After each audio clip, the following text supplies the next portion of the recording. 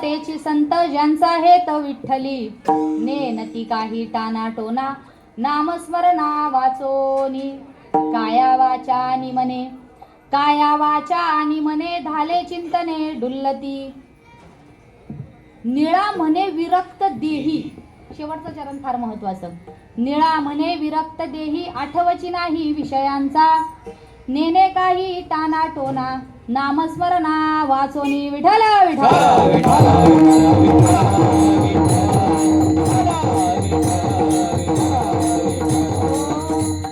महायोग पीठे तटे भीमरथ्याम वरम पुंडरी. त्याची जोडी लागली ना इथं तुम्हाला काय वाटलं? बरं असंच पाहिजे ना. पण पखवाद्यावर अवलंबून आहे ना. कीर्तनाचा बोजवाऱ्या करायचा का कीर्तनाचं काय करायचं ते आपण माहिती काय म्हणतात. असो ऐका. तेची संत ज्यांचा हेत विठ्ठली नेनती काही टाना टोना नामस्मरणा वाचोनी. प्रस्तुत प्राप्त प्रसंगी प्राप्त स्थळी कीर्तनरूपी सेवेकरिता निवडलेला अभंग. देवाचे परम भक्त आपण अनेक पाहिले, पण सद्गुरूंचे असणारे असे परमभक्त ज्यांनी आपल्या गुरुसाठी जगद्गुरु तुकोबारायांनी देवासाठी 13 दिवस उपोषण केलं. किती? आणि निळोबारायांनी गुरूंसाठी किती दिवस केलं? 42 दिवस. किती? 42 दिवस निळोबारायांनी आपल्या सद्गुरु माऊलींसाठी काय केलं? उपोषण केलं. अशा असणाऱ्या निळोबारायांचा 4 चरणांचा संतांचा आंतरलक्षण वर्णन करणारा अभंग चिंतन रूपी सेवेकरता निवडलाय. विठ्ठला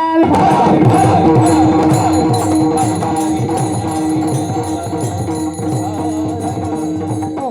चिंतन रूपी सेवेला सुरुवात करण्यापूर्वी अल्पसा परिहार देणं अनिवार्य आहे. तो अशा पद्धतीनं सद्गुरु सेवा समिती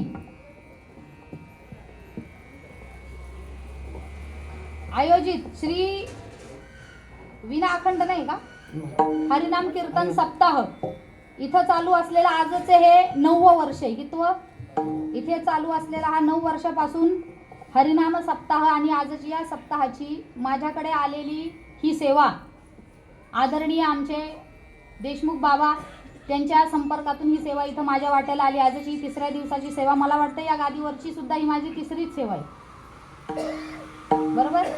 3रीच सेवा आहे आणि 3ऱ्या दिवसाचीच आहे माझ्या वाट्याला आलेली ही सेवा. त्याकरता मी सर्वप्रथम समस्त मुलुंड विभागातील सर्व वारकऱ्यांचा असं मी म्हणेल सर्वांचा मी मनपूर्वक आभार व्यक्त करते आणि फार ओहापोह न करता चिंतनाला सुरुवात करते. विठ्ठला हो. सर्वप्रथम मगाशी मी सांगितलं अभंग कोणाचा चिंतन रूपी सेवेकरता निवडलाय तर निळोबारायांचा. निळोबारायांमधून आपण चिंतनाकडे वळूया. ऐका. निळोबाराय हे वास्तविक जोशी म्हणजे कुलकर्णी जोशी ही आडनावं नाहीत. आता आडनावं तर आहेतच पण तो एक पणा असायचा. कुलकर्णीपणा म्हणजे वतनदारी असायची. जोशीपणा म्हणजे लिखापट्टी. त्याला आपण काय म्हणायचो? कारकून. अशा पद्धतीची ती कामं त्यांच्याकडं असायची. कोणाकडे? निळोबारायांकडे. आणि जगद्गुरु तुकोबाराय गेल्याच्या नंतर जगद्गुरु तुकोबारायांची ख्याती सर्वदूर पसरलेली होती. निळोबारायांना सुद्धा तुकोबारायांविषयी प्रचंड अशी आसक्ती निर्माण झाली होती तुकोबारायांना भेटण्याची. पण तुकोबाराय निघून गेल्याच्या नंतर ज्या वेळेस निळोबाराय देहू या क्षेत्रामध्ये आले आणि त्यांना कळलं की ज्यांच्या भेटी करता मी इथं आलोय ते व्यक्ती आता इथं नाहीत. मग नारायण महाराज त्यांना भेटले म्हणजे तुकोबारायांचे चिरंजीव. आणि त्यांनी सांगितलं का बाबा तर वैकुंठाला निघून गेले. सदेह वैकुंठाला तुकोबाराय काय झाले? निघून गेले. आणि मग निळोबारायांच्या अंतःकरणामध्ये असं दुःख निर्माण निर्माण झालं का माझी गुरुमाऊली, ज्यांना मी अनन्य भावाने माझे गुरु मानलेत, ती गुरुमाऊली मला दर्शन न देता, मला अनुग्रह न करता काय गेली, ते वैकुंठाला निघून गेले. म्हणजे आपल्या या गुरुच्या भेटीसाठी निळोबाराय 42 दिवस निळोबारायांनी काय केलं, उपोषण केलं, अन्न पाण्याचा त्याग केला आणि एकच धावा आरंभ. तुकोबारायांचं सतत चिंतन करायला लागले.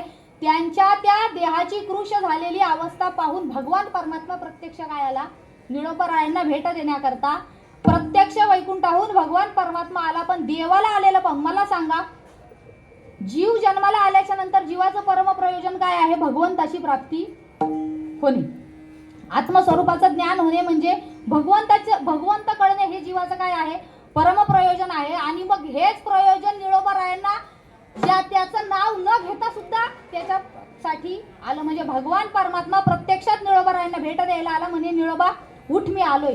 तर निळोबारायांनी त्यांना काय उत्तर दिलं, तुझं लागी येथे बोलाविले कोणी, प्रार्थल्या वाचोनी आलासी का, तुला बोलावलं का मी तुला बोलावलेलं नाही, मग तू कशाला आलास, मला तुझ्या भेटीची अपेक्षा नाही. निळा म्हणे आम्ही ओळखोची देवा, तू कयाचा धावा करीत असे, तुला मी बोलावलेलं नाही, मला माझ्या गुरु माऊलीला भेटायचंय, मला तुकोबारायांना भेटायचंय, मी त्यांचा काय करतोय, मी त्यांचा धावा करतोय, मला त्यांना भेटण्याची इच्छा आहे, मला तुला भेटण्याची इच्छा नाही. आणि मग भगवान परमात्मा पुन्हा वैकुंठाला गेले आणि तुकोबारायांना तडक धरून दिलं का तुमच्यासाठी तो जीवाचा आटापिटा करायला लागलाय, तुम्ही जा. आणि मग येऊन तुकोबारायांनी काय केला, निळोबारायांना अनुग्रह दिला. मग आता ज्यांनी अभंगाची रचना केलेली आहे ते निळोबाराय आहेत, आणि ज्यांच्या विषयी जी रचना आहे ती रचना संतांविषयी निळोबाराय करतात. निळोबाराय संतांविषयी रचना करू शकतात, कारण भक्ताचा महिमा, भक्ताची जाणती, संत काय आहेत हे दुसऱ्या संतांनाच कळू शकतं. विठाला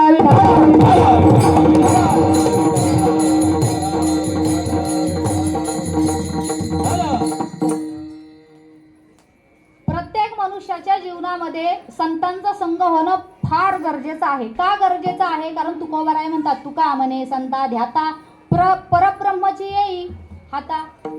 संतांचं जर भजन केलं, संतांचं ध्यान केलं तर प्रत्यक्ष भगवान परमात्मा आपल्या हातात येऊ शकतो, म्हणजे आपल्याला भेटू शकतो, किंबहुना आपल्याला कळू शकतो. एवढे संत कळणं किंवा संत आपल्या जीवनात असणं गरजेचं आहे. आता मी थोडंसं वेगळं चिंतन सांगणार आहे. सामान्यतः आपण संतांची आणि जीवाची तुलना करतो. कोणाची तुलना करून सांगतो, आपल्याला संत कळणं गरजेचं आहे. आताच्या काळात संत कळणं अवघड आहे. का अवघड आहे त्याची कारण, मग आपण सांगताना काय सांगू का, जीवाला हे वाटतं आणि संतांना हे वाटतं. पण मी आज संतांची आणि जीवाची तुलना करणार नाही. आत्ताच्या अलीकडच्या काळात जर आपण बघायला गेलो, संतांसोबत असंतांचा सुद्धा स्तोम माजलेला आपल्याला समाजामध्ये दिसतो. जसे संत आहेत तसे असंत सुद्धा आहेत. विठाला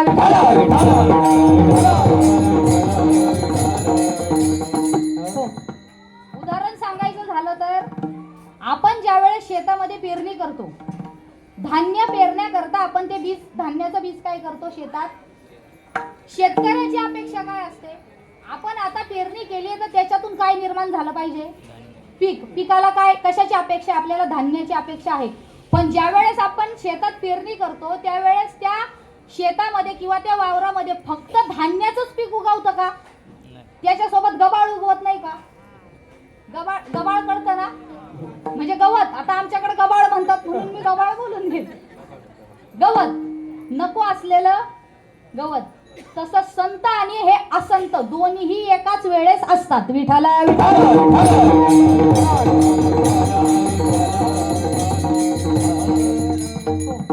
संत आणि असंत हे दोन्ही एकाच वेळेस असतात. का माहितीये का, ज्या काळात जे नाणं चालतं त्याच नाण्याची नक्कल करणारे अनेक समाजामध्ये वावरत असतात. 500ची जर नोट जास्त चालते तर 500च्या डुप्लिकेट नोटा सुद्धा समाजात असतात की नसतात. म्हणजे नाण्याची नक्कल करणार, जे नाणं चालणार त्याच नाण्याची नक्कल होणार. मला काय सांगायचं थोडं समजून घ्या बरं का. एकाने ठरवलं वाघाची नक्कल करायची, एकाने काय ठरवलं, वाघाची नक्कल करायची, आणि मग ते वाघाचं कातडं अंगावर घातलं, ते वाघाचा जे काही पोशाख असतो तो घातला. वाघाचा पोशाख घातला म्हणून कोणी खरंच वाघ होईल का, संतांचा पोशाख घाला चलाच आमच्या जुन्नरला, तुम्हाला दाखवतेच वाघ काय असतो. तुम्ही नुसतं 5च्या नंतर बाहेरच पडा, तुम्हाला वाघच वाघ दिसतील. विठाला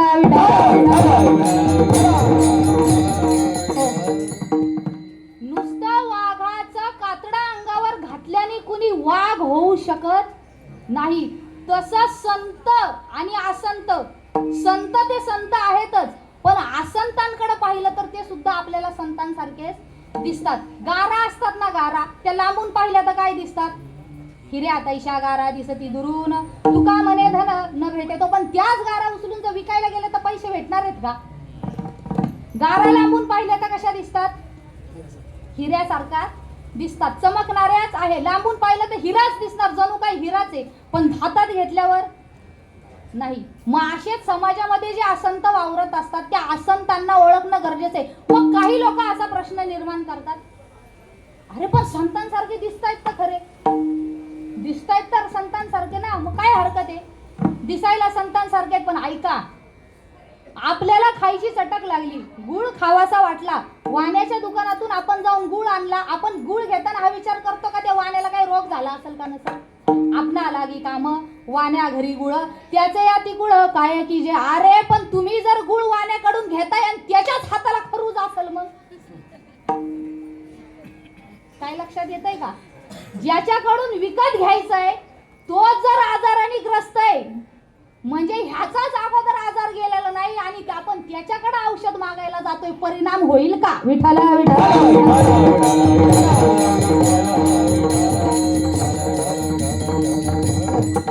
मग अशा असंतांचं स्तोम समाजामध्ये फार माजलेलं आहे. मग यातून नेमका संत ओळखायचा कसा? नेमके संत ओळखायचे कसे? कारण दिसायला दोन्ही काय दिसणार आहेत? आपल्याला सारख्या पद्धतीचे दिसणार आहेत. मग संतांना ओळखायचं 2 पद्धतीनं. संतांना ओळखायची 2 लक्षणं. एक संतांचं बाह्य लक्षण, दुसरं संतांचं आंतरलक्षण. आजच्या अभंगामध्ये संतांचं आंतरलक्षण आलेलं आहे. बाह्य लक्षण म्हणजे काय? संतांना बाह्य लक्षणाने ओळखायचं. कसं ओळखायचं? संतांचं बाह्य लक्षण आहे का? आम्हा अलंकार मुद्रांचे शृंगार, तुळशीचे हार वाहो कंठी. संतांचं काय आहे? बाह्य लक्षण काय आहे? कपाळाला गोपी चंदन टिळा, तुळशी माळ गळा, गोपी चंदन टिळा, हृदय जिव्हाळा वैष्णवांचा. आता हे हृदय जिव्हाळा काढून टाका, असंतांमध्ये हृदयाचा जिव्हाळा नसतो, पण बाह्यांगाने इतर गोष्टी आहेत का नाही? तुळशीची माळ घालणार, मोठमोठ्या टपोऱ्या टपोऱ्या गोपी चंदन ओटी तुळशीच्या माळा, गोपी चंदन ओटी तुळशीच्या माळा, गोपी चंदन ओटी तुळशीच्या माळा, गोपी चंदन ओटी तुळशीच्या माळा. हार मिरविती गळाले,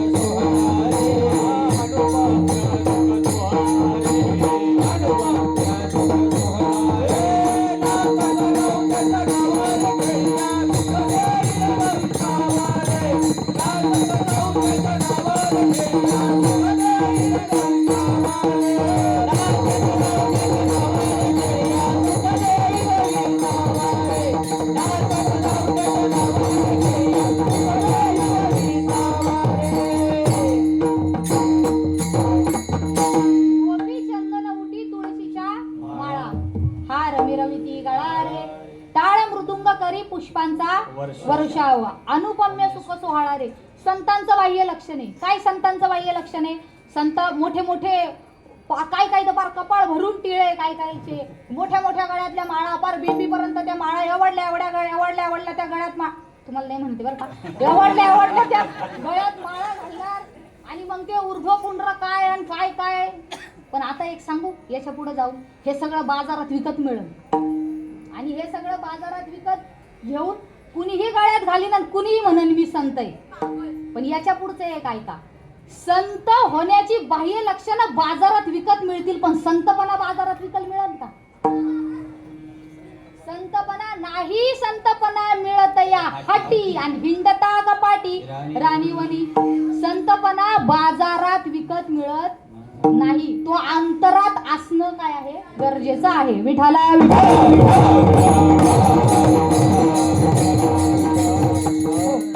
कुणालाही संत बोलायचं नाही. नदीला समुद्र बोललं तर चालेल का? शाळीग्रामाला दगड म्हटलं तर चालेल का? समुद्र नदी नवे पैगा, समुद्र नदी नवे पैगा, समुद्र नदी नवे पैगा, समुद्र नदी नवे पैगा. सन म्हणून ये लिंगा, सन म्हणून ये लिंगा, भाषण म्हणून ये लिंगा, भाषण म्हणून ये लिंगा. संत नव्हते जगा माणसाच्या सारखे, संत नव्हते जगा माणसाच्या सारखे, संत नव्हते जगा माणसाच्या सारखे, संत नव्हते जगा माणसाच्या सारखे. समुद्र नदी नवे पैगा, समुद्र नदी नवे पैगा, समुद्र नदी नवे पैगा, समुद्र नदी नवे पैगा. सन म्हणून ये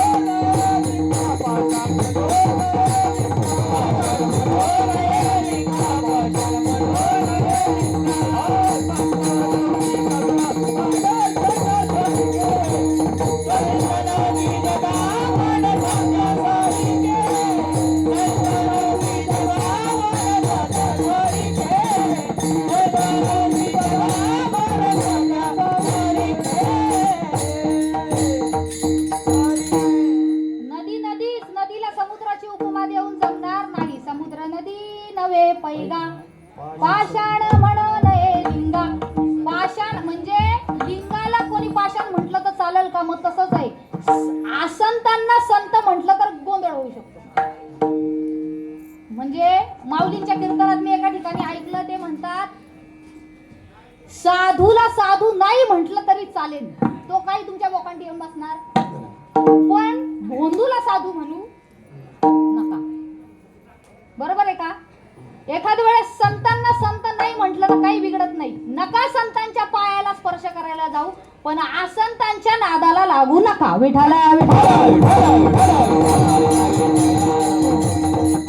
उदाहरण द्यायचं झालं तर माता सीता ज्या वेळेस रावण भेष बदलून आला, रावणाने कशाचा वेश घेतला होता? साधूचा वेषांतर करून नारद आपलं रावण आला, साधूचा वेश घेऊन आला. कोण? रावण. वास्तविक कोण आहे? भोंदू आहे, साधू आहे का? पण सीता मातेने भोंदूला साधू समजलं, परिणाम जवळचा देव दूर गेला. आणि महाभारतात तुम्ही बघा, परीक्षिती साधूला भोंदू समजतोय आणि मेलेला सर्प गळ्यात घालतोय. परिणाम काय नाही झाला, 7 दिवसात मरावं लागलं, पण 7 दिवसात देवच भेटला. विठाला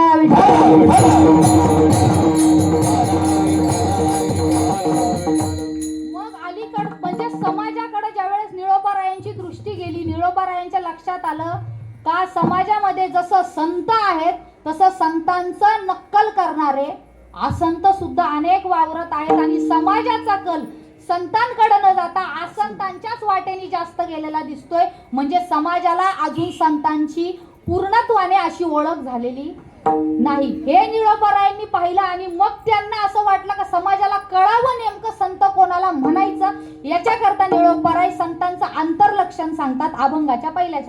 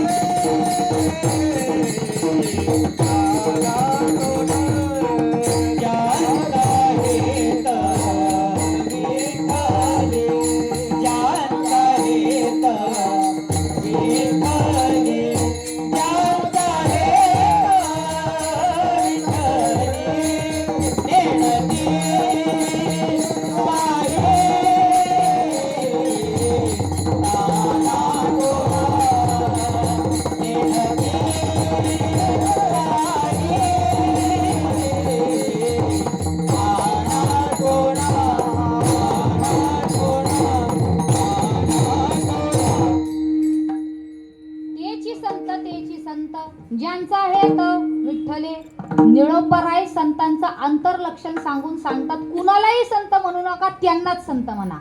एकदाच नाही दोनदा सांगतात. वास्तविक हा दुरुक्तीचा दोष सांगितलाय व्याकरणामध्ये. पण एखादी गोष्ट समोरच्याला नसेल कळत तर ती त्याच्या डोक्यात बसावी याच्याकरता एखादा विषय दोनदा तीनदा सांगण्यात येतो. निळोपराय दोनदा सांगतात. तेची संत ज्यांचा हेत विठ्ठली त्यांना संत म्हणा. कोणाला? त्यांना ज्यांचा हेत विठ्ठली. हेत म्हणजे काय?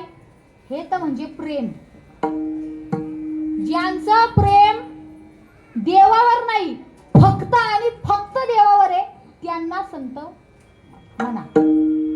आता संतांचं प्रेम नंतर पाहू, पहिलं आपलं पाहू. ऐका, जीवाचं प्रेम कोणावर असतं? जीवाचं. आता काही लोक म्हणतील मग आमचं देवावर प्रेम नाही का? आम्ही वारीला जातो ना, आम्ही कीर्तनाला जातो ना, आम्ही भजनाला जातो ना, आम्ही काकड्याला उठतो ना, मग आमचं देवावर प्रेम नाही का?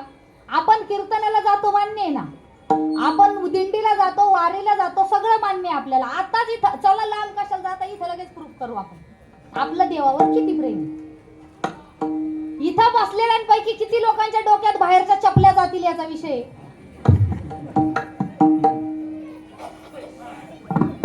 70% तरी हाच विषय असेल का नाही? काढल्यात कीर्तनाला मंडपाच्या आत यायच्या अगोदरच लोकांच्या चर्चा राहतात. इथं लांब कडा विलय लोकांच्या आता आपण आलोय कशाला? आपलं प्रेम चाललंय कशावर? तू याचा तरी विचार करा ना. आपण मंदिरात गेलो, जोडे बाहेर काढलं, देवाला नतमस्तक झालो का मग आपण म्हणतो अन्यथा शरणम नास्ती त्वमेव शरणम मम. एवढं पाहिलं का मागे चपलेकडे बघतो आणि मग म्हणतो तस्मात् कारुण्य भावेन रक्ष रक्ष परमेश्वर विठ्ठल म्हणजे हे आपलं देवावरचं प्रेम. जीवाचं प्रेम भगवंतावर नाही. मग जीवाचं प्रेम कशावर आहे? जीवाचं प्रेम कशावर? बायकोवर, नवऱ्यावर, मुलावर, प्रपंचावर, प्रापंचिक विषयांवर, नवे रवे पंचविषयांना तृप्त करण्यावरच फक्त जीव जास्त करून. पंचविषय तृप्त कसे होतील? तृप्त होतील म्हणजे माझ्या पंचविषयांना प्रेम कसं मिळेल याच्याकरता जीव आपल्याला जास्त प्रयत्न करताना दिसतो.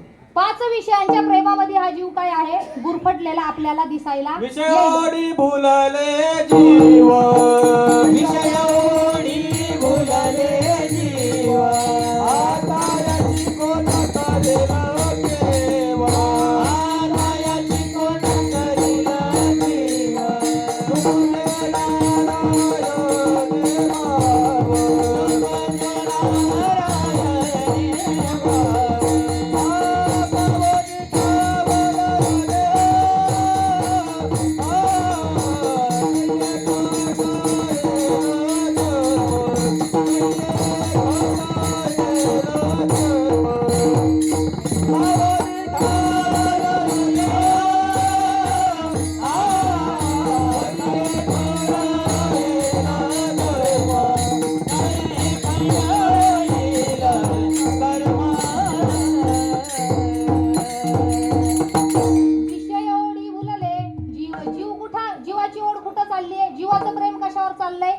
विषयांवर जीव काय करत आहे? प्रेम करत आहे. कारण विषयांवर केलेल्या प्रेमामुळेच जीवाची तृप्ती होते असा जीवाला भ्रम झालेला आहे. विषयाला तृप्त केलं का म्हणजे विषयावर प्रेम केलं का आमची तृप्ती होते असं जीवाला काय होतंय वाटतंय. पंच विषयांवरच जीव प्रेम करतो. बोल, स्पर्श, रूप, रस आणि गंध. बोल विषयावर जीवाचं नितांत प्रेमी. किती प्रेम आहे. मनाच्या रथे ओळगे, श्रवणेंद्रियाच्या द्वारानी घे, बोलाची यारी घे राणा माझी. बोल विषयावर जीवाचं प्रेम आपल्याला दिसतं.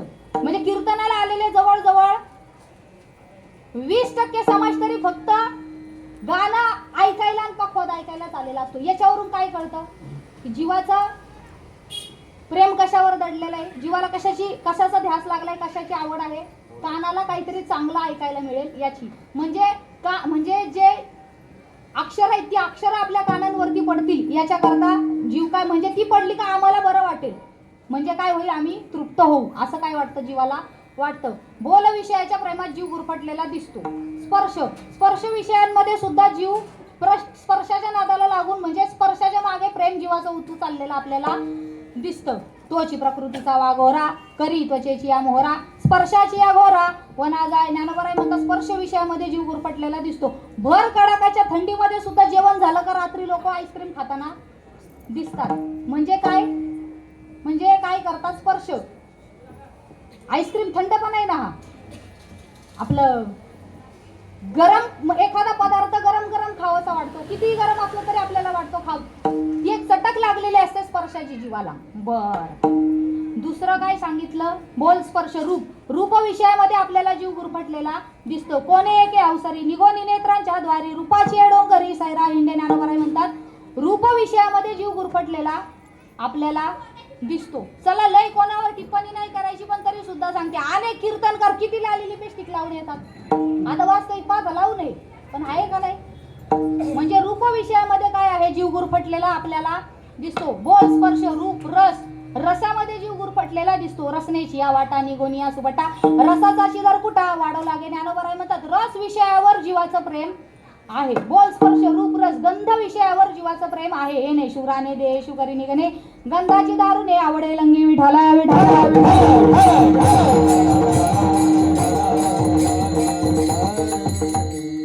या पंच विषयांवर जीवाचं प्रेम आहे. आणि या पंच विषयांवरच आधारित जी काही मानवाचं शरीर निर्माण झालेलं आहे त्याच्यावर जीव काय करतो, प्रेम करतो. म्हणजे नवरा असेल, बायको असेल, प्रपंच असेल, आपण एकमेकांवर आपल्याला असं वाटतं आमचं यांच्यावरती प्रेम आहे. आणि मग हे प्रेम कारण कशाला ठरतं, ज्या एखाद्या व्यक्तीवर किंवा एखाद्या वस्तूवर जर आपल्याला प्रेम आहे आणि त्या वस्तूचा जर वियोग आपल्याला घडला की मग आपल्या त्या वियोग दुःखाला कारण ठरतो. आपली आवडती वस्तू हरवली आपल्याला काय होतं, दुःख होतं. आपली आवडती जवळची वस्तू, एखादी जवळची व्यक्ती निघून गेली, आपल्याला जितकं प्रेम जवळचं तितका वियोग तितकं दुःख जास्त. काय लक्षात येतंय का, जितकं प्रेम जवळ असणार, जितका संबंध जवळ तितकं दुःख जास्त. जेवढा संबंध जवळ तेवढं प्रेम जास्त आणि त्या संबंधातून निर्माण झालेल्या वियोगातून दुःख अधिक जास्त. एक दृष्टांत सांगते. काय झालं, एका गावात एक माणूस गेला, पाहुणा म्हणून गेला होता आणि ज्या घरात तो मुक्कामी थांबला होता त्या बाजूच्या घरात एक आजीबाई गेली. ती आजीबाई गेल्याच्या नंतर आणि मग ते नातेवाईक वगैरे गोळा झाले आणि मग ते सगळे रडायला लागले. काय झाले, सगळे रडायला लागले. आणि मग आपला तो पाहुणा आला होता. वास्तविक पाहता त्याचा त्या गावाशी काहीही संबंध नव्हता, पण आता एक शेजार धर्म म्हणून तो सगळेजण गाव गोळा झाले, एखादी व्यक्तीची अंत्ययात्रा काढायची म्हणून माणुसकीचा धर्म म्हणून तो त्या शोकयात्रेमध्ये तिथं सामील झाला. आणि मग त्याने अनेक लोक रडताना पाहिली. आता प्रत्येकाचा रडणाऱ्याचा स्वर वेगवेगळा होता. स्वर वेगवेगळा का होता, त्याच्या मागची कारण आहेत. काय झालं, एक बाई जास्त रडत होती. तिला जाऊन विचारलं, का हो तुम्ही फारच रडायला लागले. माझी आई होती. ती काय म्हणाली, जी व्यक्ती गेली ती माझी आई होती. दुसऱ्याला रडताना पाहिलं, तुम्ही का रडता, माझी पत्नी होती. तिसरा म्हणतो माझी मावशी होती. चौथा म्हणतो माझी आत्या होती. पाचवा म्हणतो माझी मामी होती. आणि मग जे जवळ जवळचे होते ना त्यांचा आरडाओरडा जास्त उंच स्वरात. लक्षात घ्या का, जे जास्त जवळचे संबंध होते ते जास्त जोरात रडायचे. आणि आणखीन काही लोक मोठमोठ्याने आरडायचे तर काही लोक नुसताच तोंडाला पदर लावायचे. आता हे नुसताच तोंडाला पदर लावणारे कोण असतात, हे लांबचे. माझी मावस मावशी होती. लक्षात येते का काही? माझी मावस मावशी होती, म्हणजे संबंध कुठं आला? दूरचा आला. मग काही लोकांना काहीच घेणं देणं नसतं, उगाच आलेले असतात आपली मस्तपैकी चुन्याची पुडी काढणार का, काही घेणं देणं नसतं त्यांना, फक्त आलोय म्हणून आलोय बा गावकरी आपला एक माणूस. म्हणजे काही असे पण असतात त्यांना काहीही वियोग झालेला नसतो, म्हणजे त्यांना काहीही दुःख झालेलं नसतं. आता हे वेगवेगळे काय मी सांगितले त्याच्या मागची कारण ऐका. जेवढा संबंध जवळ तेवढं प्रेम अधिक, आणि जेवढं प्रेम अधिक तेवढं दुःख अधिक. विठाला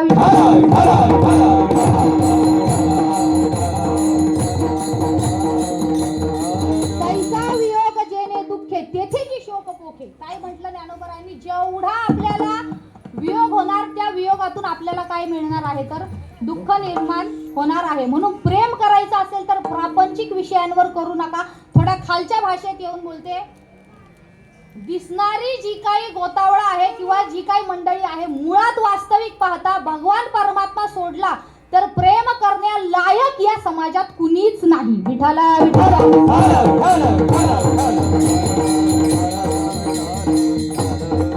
आपण फक्त म्हणतो का नाही नाही त्याचं माझ्यावर फार जीव आहे, ह्याचा माझ्यावर फार जीव आहे. कुणाचा कुणावर काही जीव नसतो. कवणाचे माय बाप खवणाचे गणगोत, कवणाचे माय बाप खवणाचे गणगोत, कवणाचे माय बाप खवणाचे गणगोत,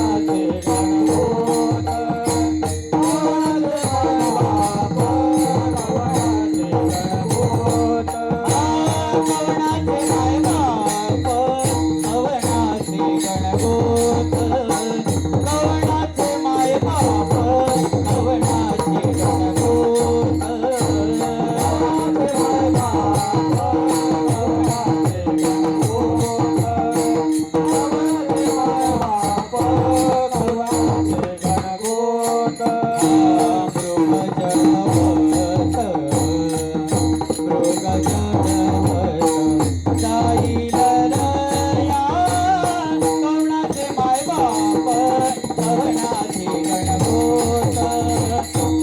कवणाचे माय बाप खवणाचे गणगोत,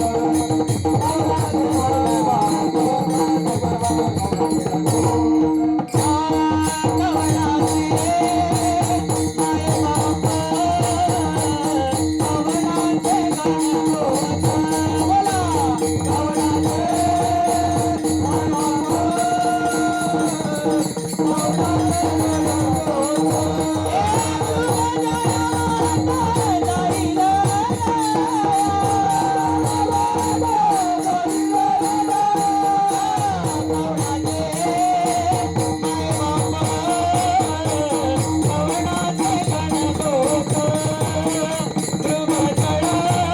मृगजनवत जाईल रया,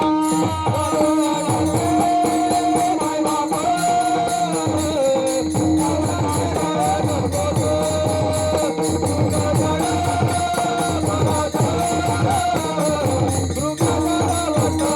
गणगोत,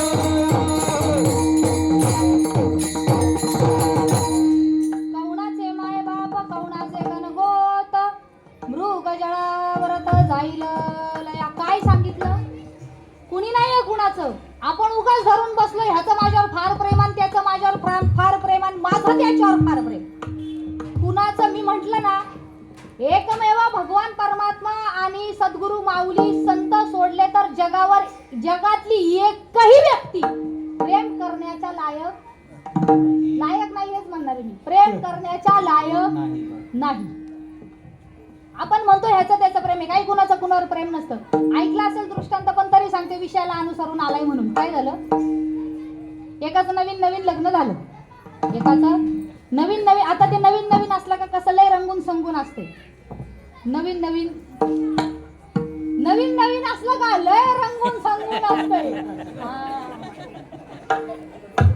आणि मग काय झालं? आणि मग ते कुठेही माणसात अंगणात गेलं इकडे ते माझ्या बायकोचं माझ्यावर लय प्रेम आहे बा. ते काय म्हणायचं माझ्या बायकोचा माझ्यावर फारच प्रेम आहे. आणि मग ते एक दिवस असा सप्ताह बसलेला होता, ते भागवत वगैरे चाललेला, कथा चालली होती. आणि मग ते कार्यक्रम चालू आहे आपल्या गावात काहीतरी म्हणून तो काय करायचा मुलगा त्या कथेला जाऊन बसायचा. कथेला जाऊन बसला का मग ते महाराज फार छान छान असं काय काय सांगायचे, त्याला छान वाटायचं ऐकायला, काहीतरी वेगळं ऐकायला मिळतंय. आणि मग ऐकता एक दिवस प्रसंग असा झाला, महाराज बोलण्याच्या ओघात म्हणजे बोलताना त्यांचा विषय आला आणि महाराज बोलून गेले जे मी आता बोलले ते, जगात कुणाचं कुणावर प्रेम नसतं म्हणलं का ह्याचा लगेच आतून इगो दुखावला गेला. प्रवचन ते उरकला कार्यक्रम आणि ते महाराजांपाशी गेला तो आणि तो म्हणतो, बाबा तुमचं मी आज 4-5 दिवस झाला ऐकतो, लय बरं वाटतंय, पण आज काही पटलं नाही बा. का नाही पटलं? नाही ते आज तुम्ही जरा चुकीचं सांगितलं. मी चुकीचं सांगितलं? हो म्हणे तुम्ही चुकीचं सांगितलं. काय चुकीचं सांगितलं? तुम्ही म्हणताय ते प्रेम नाही कोणाचं कोणा, असं कसं? माझ्या बायकोच होतं, माझ्यावर फार प्रेम आहे म्हणे, असं म्हणतोस? बर. आता ते साधूजी होते जे कथा करत होते, साधूजी हठयोगी होते, लगेच समाधी लागायची बरं का. मग त्याने काय सांगितलं त्या बाळाला, बाळा मी तसा 7 दिवसाचा बांधील आहे तुमच्या गावात, पण तुझ्यासाठी थांबतो बा. एक काम करायचं, महिनाभर माझ्याकडे रोज यायचं.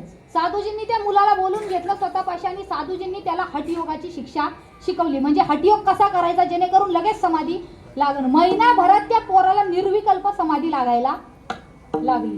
फार निर्विकल्प समाधी लागायला लागली. 3-3.5 तास त्याला समाधी लागायची. आणि मग आता त्या साधूजींनी सांगितलं, ऐक तू मला काय बोलला होतास महिन्याभरापूर्वी, का माझ्या बायकोचं माझ्यावर खूप प्रेम आहे. आता तुला दाखवतो कोणाचं कोणावर किती प्रेम असतो ते. एक काम करायचं, तू झोपेतून किती वाजता उठतो म्हणे बाबा मी 6 वाजेपर्यंत उठतो सकाळी. तू उठतो आपोआप का धर्मपत्नी येते उठवायला? नाही ती मला उठवायला येते. किती वाजता? ती 5:45 येते मला उठवायला. मग आता एक काम करायचं, उद्या सकाळी 5:30 वाजले का समाधी लावून घ्यायची. अहो मी समाधी लावली तर मी मेलाय असं समजतील ना, नेतील ना मला. तू काळजीच करू नको, तुला आग द्यायच्या अगोदर मी येतो म्हणे, काळजी नको करू, पण तू तेवढं कर. मग आता साधूजींनी सांगितल्यामुळं मुलांनी सुद्धा जसं साधूजींनी सांगितलं, पत्नी 5:45 येणार तर यांनी 5:30लाच समाधी लावून घेतली. आणि मग पत्नी आली उठवायला. आता ती निचेष्ट अवस्था असा पडलेला. आणि मग धर्मपत्नीला वाटलं आपले मालक गेले आणि मग जी बोंब ठोकायला सुरुवात केली, आरडा इकडून तिकडून. का 1-1.5 तासात याला फोन त्याला फोन, अख्खा गाव गोतावळा जमा झाला का, सुतळी बांबू मडकं ते सगळं 1-1.5 तासात गोळकर. लोकांना ह्याची लई घाई राहते. एखादा जन्माला आला ना का त्याचं वारसं करायचं त्यो दमादमानी, पण एखाद्याला घालवायचं म्हणलं का लोकांची लई घाई. एखाद्याचा बाप येऊन आजू अरे मुलगी नाही आली, त्याचा टाइम किती झाला, आखडन ना, चला म्हणजे याची घाई समाजाला जास्त आहे. कारण मग ते सगळी तयारी 1-1.5 तासात झाली वा. आणि मग समाधी उत्थान व्हायच्या अगोदर त्या मुलाची साधूजींनी सांगितलं होतं, काळजी करायची नाही, मी येणार. आणि मग त्या ती प्रेत पडलेलं बघून मग त्याचे नातेवाईक, त्याचे सगळे जवळचे आप्तेष्ट काय झाले, रडायला लागले. आजी रडायला लागली. आजी जोरात रडू लागली. म्हणे माझं म्हातारीचं वय झालं, यमानी मला न्यायचं तर याला न्यायचं. गेल्या महिन्यातच यमाला मी चिठ्ठी पाठवली होती, तो काय पोस्टमन चुकीचा निघाला का काय, यमापर्यंत चिठ्ठी पोहोचवलीच नाही पोस्टमनाने. काय गडबड झाली? आजी रडायला लागली.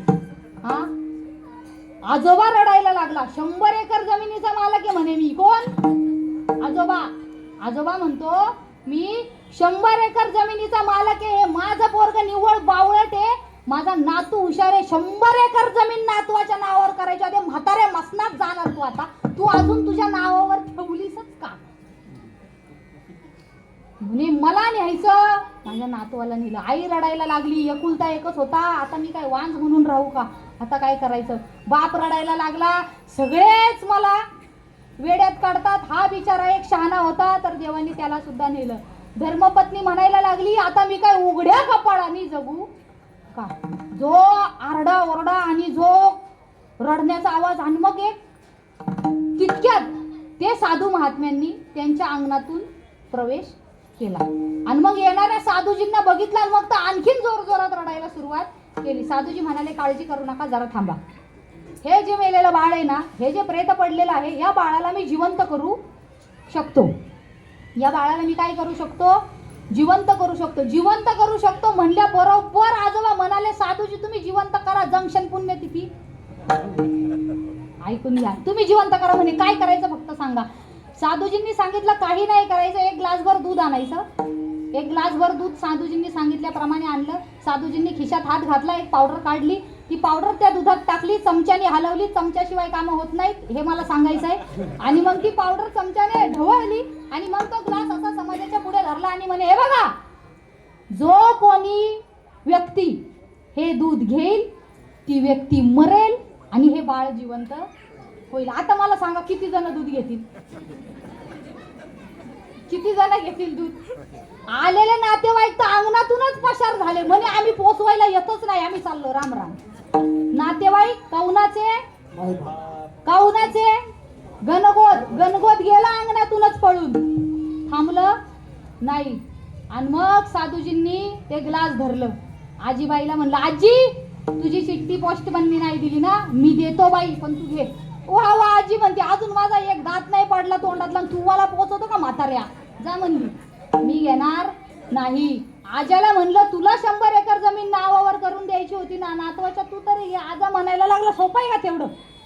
मी अजून 100 एकर विकत घेईन, एवढी ताकद आहे, आणि अजून 50 वर्ष जगन, सोपं आहे का? पहिलवान आहे मी घेणार नाही. बापाला सांगितलं, तू घे. तसाही तुला सगळे येडाच म्हणतात, तुझा बापच म्हणतोय हे माझं येड आहे म्हणून. नातवा तो येडा बाप म्हणाला, सगळेच मला येडं म्हणतात, सगळे शहाणे आहेत, मग या शहाण्यांमध्ये एक येडा नको का? नाही घेणार मी घेणार नाही. आईला म्हणाला, अगं बाई तुला एकच होता म्हणत होती तू, ती म्हणे मी परत प्रयत्न करेन, मी घेणार नाही. बायकोला म्हणाले, अगं बाई तू तरी घे, तुझा तर कुंकुवाचा धनी गेलाय, एवढं सोपं आहे का म्हणे, मी दुसरं करीन, काय आलंय त्याच्यात एवढं, जाऊ दे म्हणे, गेलं तर गेलं. तेवढ्यात याची समाधी उत्थान पावली होती. महाराज त्यांचं फक्त तोंडावरती तो बाळ, ते कापड फक्त तोंडावर त्याच्या होतं आणि त्यांनी सगळ्यांचं बोलणं ऐकलं. आणि मग तोंडावरचं कापड बाजूला काढलं आणि साधूजी विचारलं, काय म्हणलेलास तू मला? काय म्हणलेला तो? माझ्या पत्नीचं माझ्यावर खूप प्रेम आहे. साधूजी म्हणाले, पत्नीचं दे सोडून, इथं अख्ख्या घरादाराचं तुझ्यावर किती प्रेम आहे ते बघ.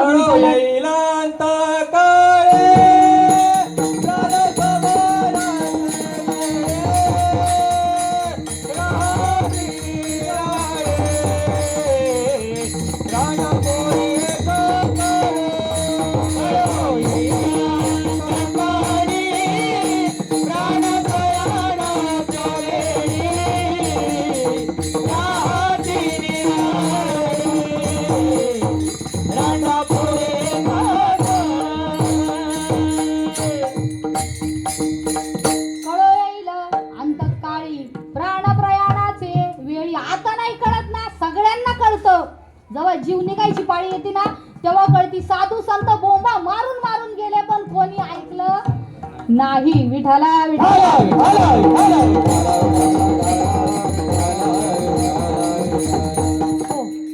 मग जर आपण प्रपंचावर प्रेम धरून ठेवले, प्रपंचात असलेल्या व्यक्तींवर, प्रपंचात असणाऱ्या वस्तूवर जर आपण प्रेम धरतोय ना, ते प्रेम कारणवश आपल्याला दुःखच देणार आहे. नवीन नवीन लग्न झालेल्या नवरा बायकोची जर एकमेकांविषयी आसक्ती असेल तर कारांतराने तेच नवरा बायको कचा कचा भांडताना आपल्याला दिसतात. का? प्रेम कमी होता. अनुभव आहे विठाला.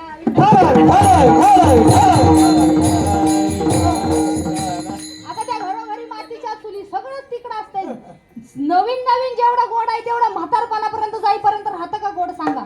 एकमेकांचं अंतःकरण करायला लागलं का आसक्ती कमी होते आणि मग कालांतराने प्रेम सुद्धा कमी होतं आणि मग ते दुःखाला कारण ठरतं. मग संत असे असतात, संतांना हे प्रपंचाचं अंतरंग कळलं म्हणून संतांनी प्रपंचावर आसक्ती धरली नाही, प्रपंचावर प्रेम धरलं नाही, प्रपंचावर त्यांनी प्रेम केलंच नाही. मग त्यांनी कशावर प्रेम केलं? जीवेची जीवा प्रेम भावाची भावा, जीवेची जीवा प्रेम भावाची भावा, जीवेची जीवा प्रेम भावाची भावा, जीवेची बापरे भावाची या भावा दूध वाचून केशवा अनुनावडे दूध वाचून केशवा अनुनावडे दिवे अनुसरले अजुनी कानारे दिवे अनुसरले अजुनी कानारे दूध वाचून केशवा अनुनावडे दूध वाचून केशवा अनुनावडे जिवे अनुसरले अजुनी कानारे जिवे अनुसरले अजुनी कानारे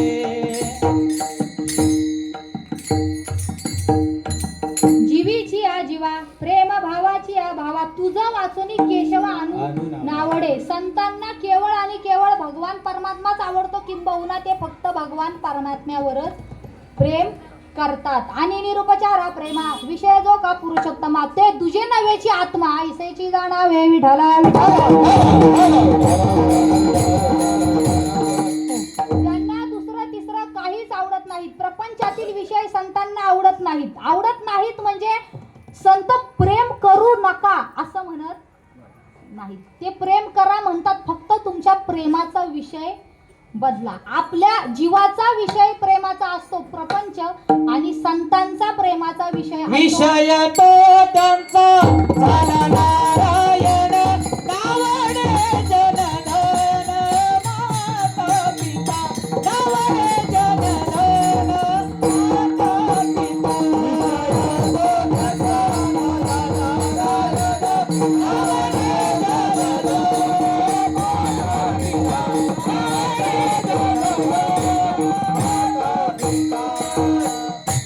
विषय तो त्यांचा झाला नारायण नावडे जनधन माता पिता. साधू संतांना हे कुणीच आवडत नाही. यांच्यावर साधू संतांची आसक्ती नाही. प्रापंचिक उलट ते प्रपंचातील आई वडिलांना आई वडील नाही, ते कोणाला आई वडील मानतात? विठ्ठल माय बाप चुलता विठ्ठल भगिनी आणि भ्राता विठ्ठले विन चाड नाही गोता तुझ्या तुका म्हणे आता नाही तुझे दुसरे. म्हणजे काय? विठ्ठलच आमची आई, विठ्ठलच आमचा बाप, विठ्ठलच चुलता, विठ्ठलच भाऊ, विठ्ठलच नवरा, विठ्ठलच सगळं विठ्ठलच.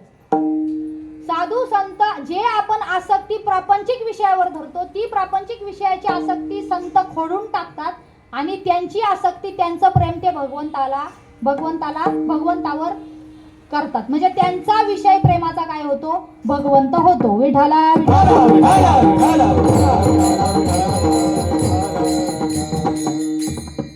बर. आता ज्यांचा आवडीचा विषय किंवा ज्यांचं प्रेम फक्त भगवान परमात्म्यावर आहे त्यांनाच संत म्हणा असं काय म्हणतात? निळोबराय म्हणतात तेची संत तेची संत. ज्यांचा आहे तर विठ्ठली. आणि मग त्या भगवान परमात्म्या पांडुरंगाशिवाय, विठ्ठल म्हणजे पांडुरंग, मग त्या विठ्ठलाशिवाय यांना दुसरं तिसरं काही आवडत नाही. अशा असणाऱ्या संतांमध्ये भूत भविष्य वर्तमान सगळं जाणण्याची ताकद निर्माण होते. पण एक गोष्ट लक्षात ठेवा, भूत भविष्य वर्तमान सांगतात म्हणजे ते संत असतात असे नाही. उगाच काहीतरी झाडपाला दिला आणि लोकांचं काय झालंय माहितीये का? साधू संत जे देऊ शकतात ना ते समाजाला नकोय. काय काय लोकांना काय पाहिजे? आमचं घर पुष्ट करा, आमचा प्रपंच पुष्ट करून द्या, आम्हाला हे होत नाही, आमच्या प्रपंचात एवढी अडचण आहे ती अडचण पूर्ण करून द्या. मग काही लोक काय करतात? काहीतरी गंडादोरा बांधणार, काहीतरी झाड फूक फूक छाटछूट करणार आणि म्हणे जा. आणि मग बरं झालं का मग ते जीवाला बरं वाटतं. पण जे खरे संत आहेत ते ह्या वरवरच्या जादू टोण्याला भुलत नाहीत. त्यांच्याकडे एकच मोठी जादू आहे, कोणती? नामस्मरणाची. हे निळोबा या अभंगाच्या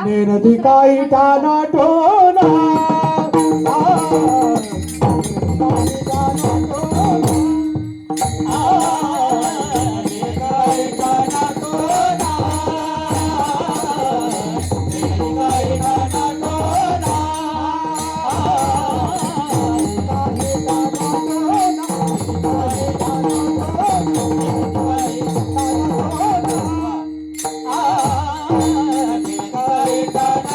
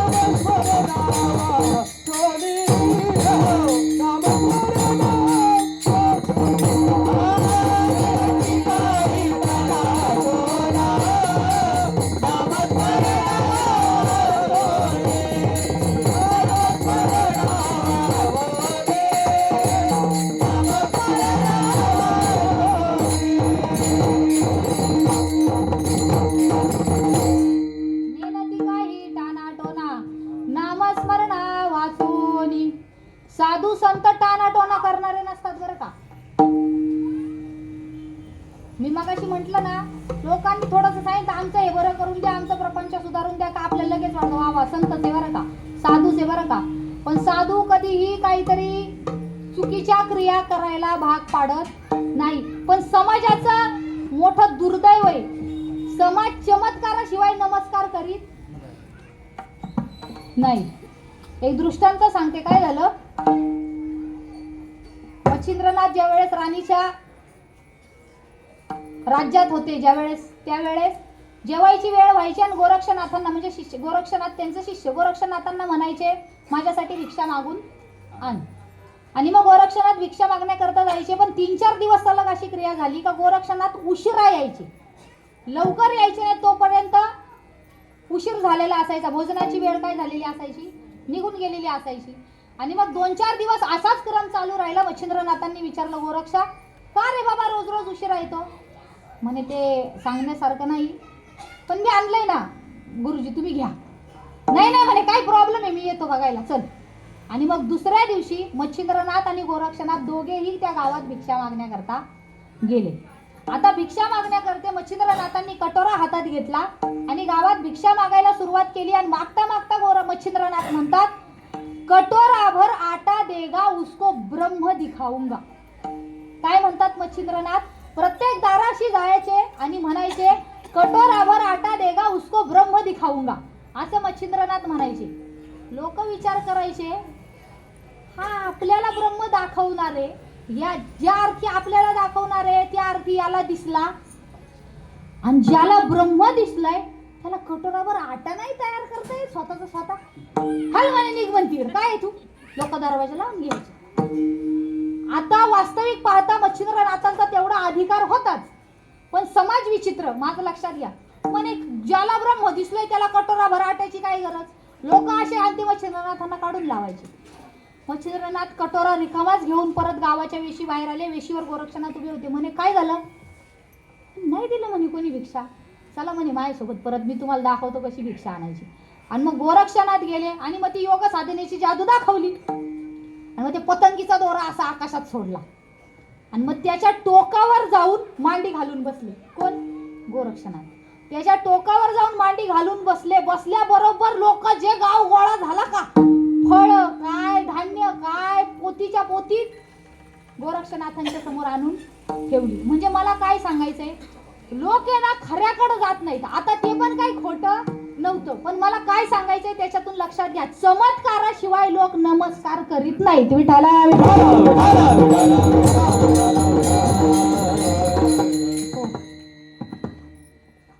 पण साधू संत जे असतात ना, ते असं एक गोष्ट लक्षात घ्या, चमत्कार करतो म्हणून संत होत, संत आहेत म्हणून चमत्कार करण्याची ताकद आहे. विठाला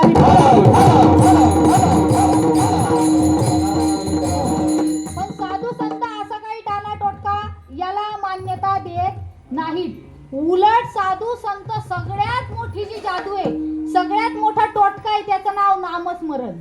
एवढा मोठा टोन आहे तो, एवढा मोठा टोन आहे का जगातल्या सगळ्यात मोठं भूत पळे भूत बाधावेने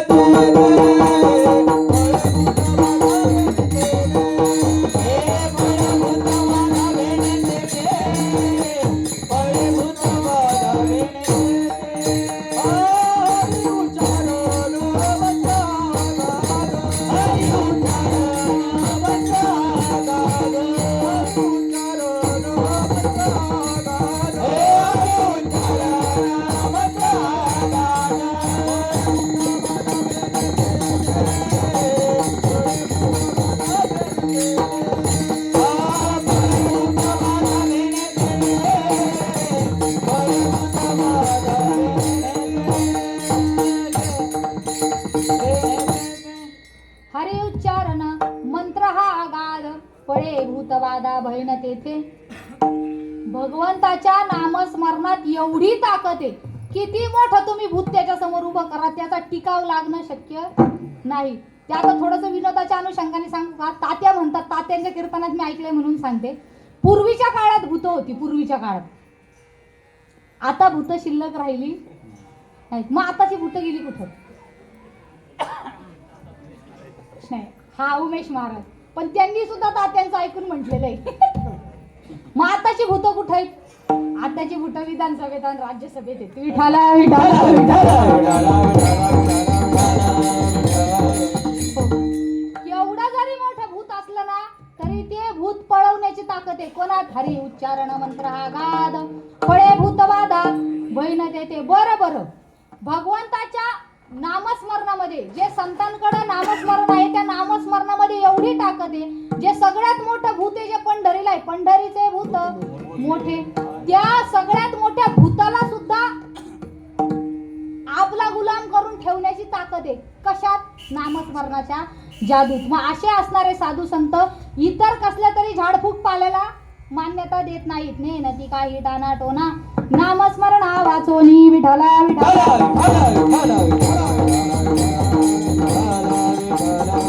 हो. सतत भगवंताच्या नामचिंतनामध्ये त्यांच्यात एवढी ताकद निर्माण झालेली असते. नवे सतत भगवंताच्या नामचिंतनाचा परिणाम एवढा झालेला असतो की कायेने वाचेने मनाने ते तृप्त होतात आणि आनंदामध्ये डुलतात. अभंगाच्या तिसऱ्या चरणात काया वाचा आणि मने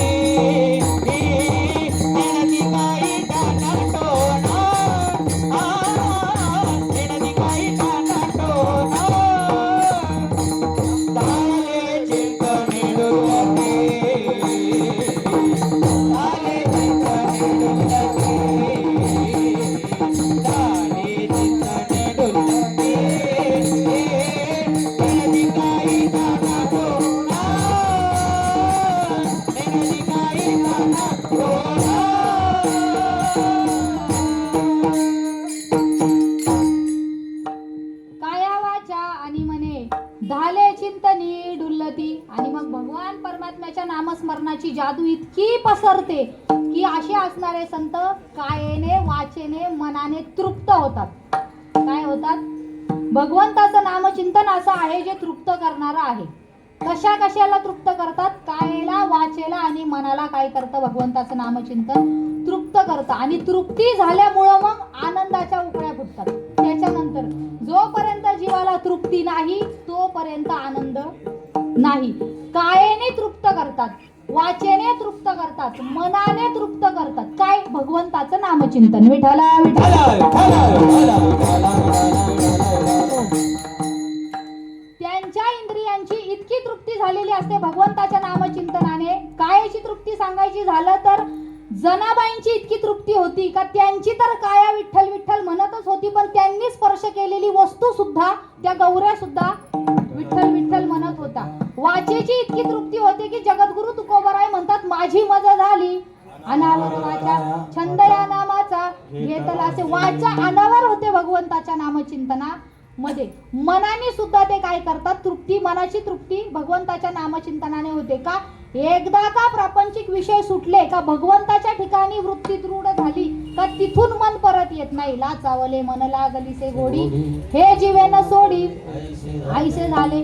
तिथं जीव गेला तरी परत तो साधू आता कोठे धावे मना, आता कोठे धावे मना, आता कोठे धावे मना, आता कोठे धावे मना, आता कोठे धावे मन तुमचे चरणा देखलिया, आता कोठे धावे मन तुमचे चरणा देखलिया, तुमचे चरण देखलिया.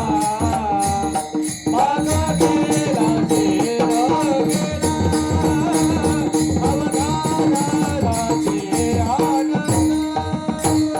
माग गेला शीन गेला अवघा झाला आनंद, माग गेला शीन गेला अवघा झाला आनंद, अवघा झाला माग गेला शीन गेला, माग गेला शीन गेला, शीन गेला, शीन गेला. आता कोठे धावे मन तुमचे चरण देखलिया, भाग गेला शीन गेला अवघा झाला आनंद. मनाने पळायचं बंद केलं का मग जीवाला काय होते, तिथून पुढे मग आनंदाची प्राप्ती होते. एकदा नामस्मरणामुळे संतांचे सर्व विषय जे प्रपंचाकडे धावणारे होते ते शमले जातात. तिथं पुन्हा इंद्रिय विषयांकडे वळत नाही. इंद्रियांना जर विषय दिले ना, इंद्रियांच्या पुढे एक तर ते आधीच विषयाच्या मागे धावणार आहेत आणि त्यांना आपण जर त्यांचंच खाद्य त्यांच्या पुढे जर मांडलं, मला सांगा आग जर लागली तर ती विझवण्यासाठी काय केलं पाहिजे, रॉकेल टाकलं पाहिजे. पण इन जनरल काय करायला पाहिजे, पाणी ओतलं पाहिजे.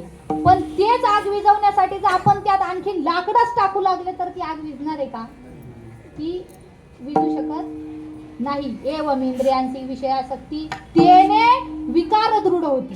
त्यांनी काय होतात, पुन्हा पुन्हा पुन्हा ते दृढ होत जातात. संतांचे विकार दृढ झालेले नाही तर संतांची इंद्रियावरची आसक्ती, हे जे काही विकार आहेत, हे जे काही विषय आहेत, ते विषय संत इंद्रियांना सोडत नाहीत, संतांचे इंद्रिय विषयांना सोडत नाहीत. त्यांचं नामचिंतन इतकं झालेलं असतं, त्यांच्या शरीरामध्ये रामचिंतनाचा परिणाम इतका झालेला असतो का विषयच संतांना सोडून पळून जातात. तैसा जीवाची या इंद्रियाची या घरा नाही विषयांची या येर झारा, तो आत्मबोधाची या ओवरा पहुडला असे. ज्ञानोबराय म्हणतात तो काही करत नाही, आत्मस्वरूपाचं एकदा का ज्ञान झालं का इंद्रिय इकडं तिकडं पळत नाही. मग असे असणारे संत इंद्रियांना ताब्यात घेतात, म्हणजे इंद्रिय तृप्त करतात, जेणेकरून नंतर ते इंद्रियाचे धनी आम्ही झालो गोसावी, इंद्रियाचे धनी आम्ही झालो गोसावी, इंद्रियाचे धनी आम्ही झालो गोसावी, इंद्रियाचे धनी आम्ही झालो गोसावी.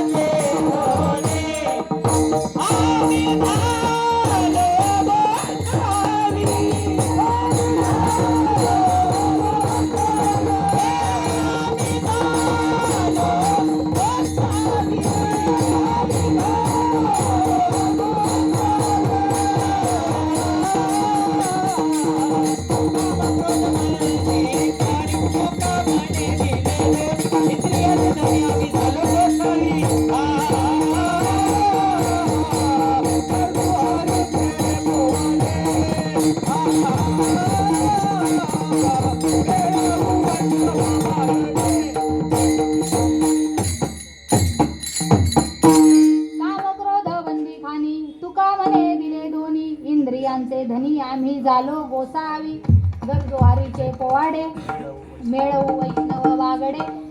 मग असे संत इंद्रियांना जेरबंद करतात आणि त्यांचे काय होतात मालक होतात. कायेने वाचेने कायेची वाचेची मनाची तृप्ती झाली का मग आनंदाच्या उकळ्या फुटतात आणि मग ते आनंदात डुलतात. सर्व सुखाले आलो सर्व अलंकार आनंदे निर्भर डुलत असो. मग हा आनंद कशामुळं एकमेव भगवंताच्या नामचिंतनामुळं. त्याचं एकदा तुम्ही आम्ही भजन करू विठोबा. जय जय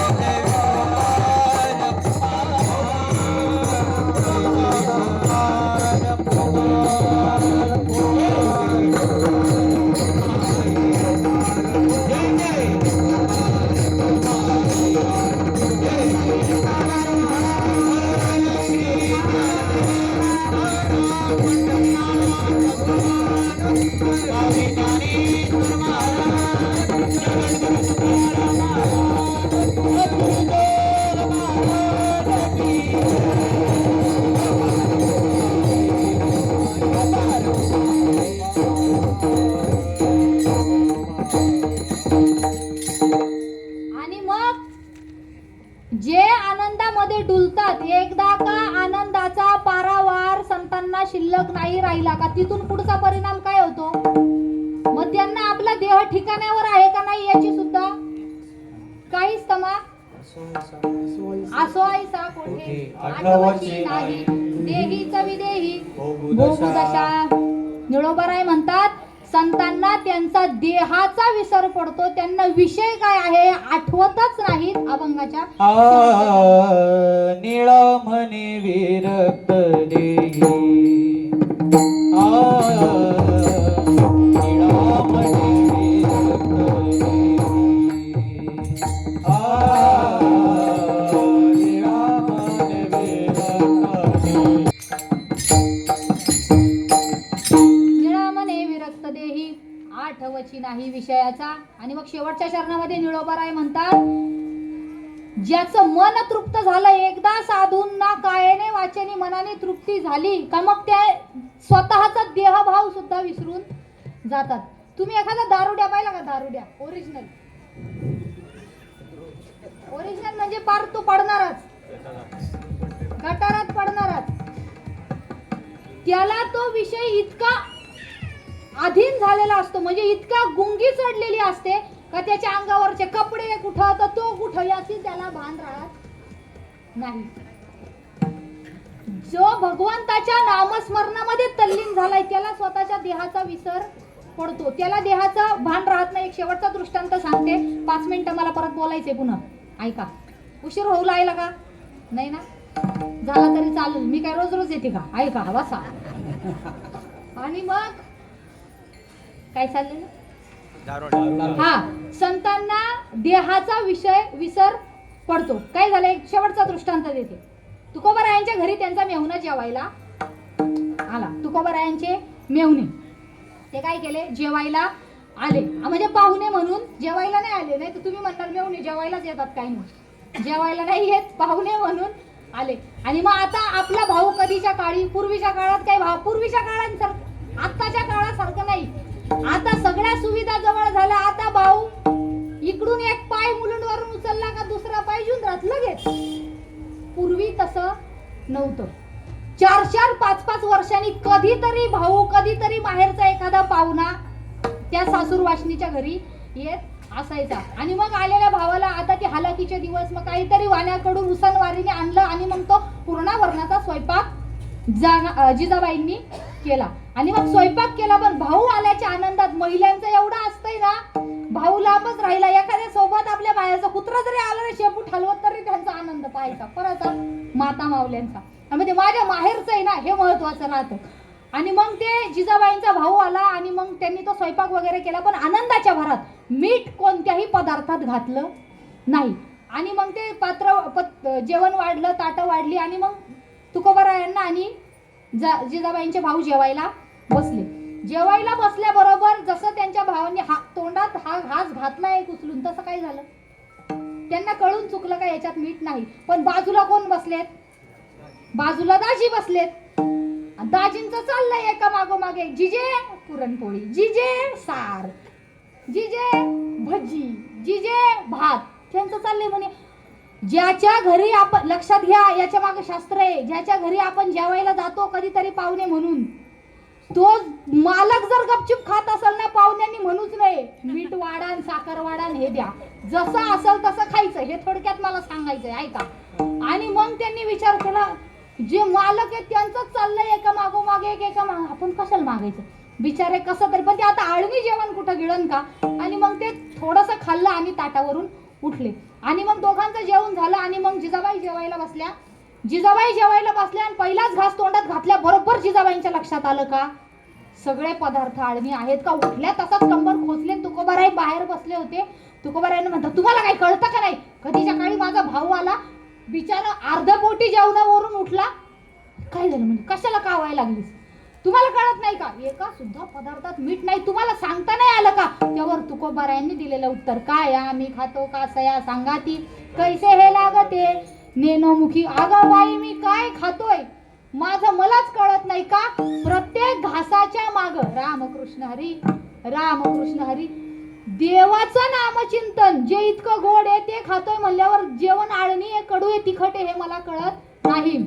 माझी या देहाची मज नाही चाड, काय करू कोड. आणि इथं माझ्याच देहाचं मला सुधरत नाही तर कुठं तुझ्या भावाचं काढायला लागली. म्हणजे थोडक्यात साधू संतांना आपल्या देहाचा विसर पडतो. आणि ज्यांची अवस्था अशी झाली आहे, ज्यांचा देहावरची आसक्ती निघून गेली आहे, जे कायेने वाचेने मनाने केवळ भगवंताचं नामचिंतन करतायत, जे चुकीच्या मार्गाला जाऊ नका असं समाजाला प्रबोधन करतायत, नवे ज्यांचं फक्त आणि फक्त भगवंतावरच प्रेम आहे त्यांनाच संत म्हणा. अभंगाचा भावार्थ संपला. ज्ञानेश्वर